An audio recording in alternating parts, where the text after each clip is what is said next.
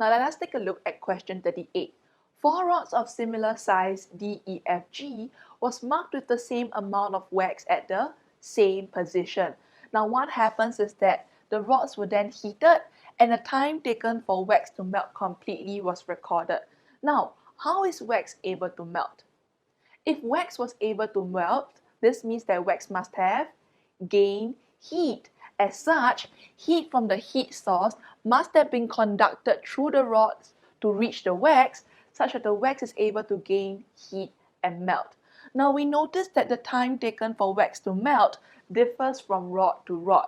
So this shows us that each rod has a different heat conductivity. So this question is about heat conductivity, and what part A requires us to do is to, based on the above results, identify the two rods which is made of the same material. Now we know that if the rods are made of the same material, this means that they have the same heat conductivity. As such, heat from the heat source will be conducted through these two rods at the same rate to reach the wax, and the time taken for wax to melt completely would be the same as well. So in this case, which rods will we choose? We will choose rod E and rod F. Now remember that when it comes to a choosing question, we always need to use our CUE template. So what does CUE stand for? It stands for choose, use data, and explain your answer or your choice. So in this case, for choose, we have already chosen E and F. Why did we choose E and F? Because using the data, we noticed that the time taken for wax to melt on rod E and F is the same. So this shows us that they conduct heat from the heat source to the wax at the same rate, and thus they are made of the same material. So that's our answer for part A. We will choose rods E and F because time taken for the wax on rod E and F to melt is the same, and this shows us that rod E and F conduct heat from the heat source to the wax at the same rate, and they are made of the same material. For the second part of this question, we are going to be focusing on rod D and rod G. Now notice that the time taken for the wax to melt completely on both rod D and G is different. We observe that the wax on rod D took a shorter time to melt as compared to rod G. So this means that heat from the heat source was conducted through rod D at a faster rate, thus the wax is able to gain heat faster and melt in a shorter period of time. Now, if heat was conducted through rod D at a faster rate, we can conclude that rod D is a better conductor of heat, and rod G will then be the poorer conductor of heat. With that in mind, let's take a look at the next part of the question. Now, equal volumes of boiling water was then poured into two containers, one made from the material of rod D and the other made from the material of rod G. Recall earlier that rod D was the better conductor of heat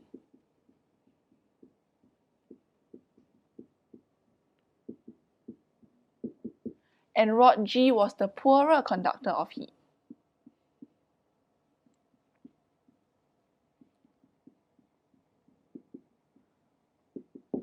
The water in both containers was then allowed to cool, and the graph below shows the changes in the temperatures of water in the two containers over a period of time. For part B, we need to label the boxes in the graph with either time or the temperature of water. Now remember how we read the graph, we always start with the bottom line first, and we always read the graph from left to right. So in this case, from the bottom line and left to right, we observe that the bottom line is always increasing. Now, do you think time is the variable that is always increasing, or is it the temperature of water that is always increasing? Time is the variable that is always increasing. So that means the bottom box will be the time, and the top box will be the temperature of water, which is measured in degrees Celsius.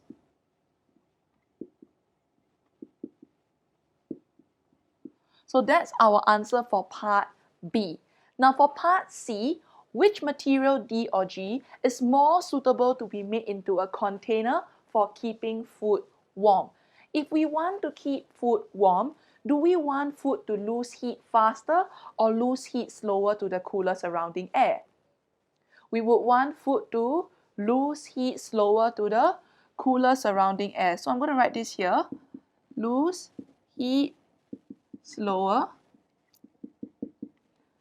to cooler surrounding air. As such, would we choose a better or poorer conductor of heat for the material of the container? We would choose a poorer conductor of heat. Now we know that earlier on, rod G or material G is the poorer conductor of heat. But remember, when it comes to a choosing question, we need to use our CUE template. So since we have already chosen material G, now we need to use the graph or use the data to tell us why we chose material G and why material G is a poorer conductor of heat. So we notice that for the temperature of water in both containers, they are both decreasing and they eventually reach the same temperature. Now what is the same temperature, or what is this same temperature that they both reach? This is actually what we call the room temperature. And we notice that for the room temperature, both reach room temperature at different times. For material D, it reached room temperature earlier than material G. So this means that the temperature of water in material G decreased slower, or the water in material G took a longer time to decrease in temperature to reach room temperature. So this shows that material G is a poorer conductor of heat.